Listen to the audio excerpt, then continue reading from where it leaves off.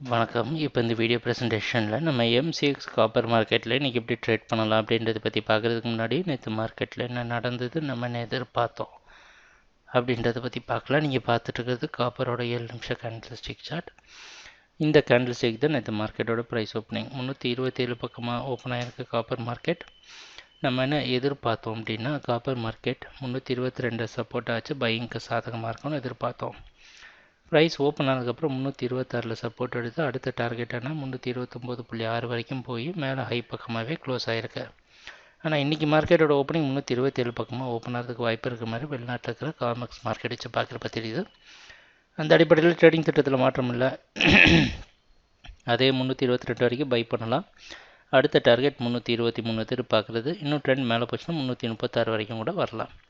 Trading நடக்கிறப்ப பார்ப்போம் என்னென்ன மாற்றங்கள் நடக்குதுன்னு. எங்கள் வீடியோ ப்ரெசன்டேஷனை தொடர்ந்து பார்த்துட்டு வந்ததுக்கு மிக்க நன்றி, மகிழ்ச்சி, வணக்கம்.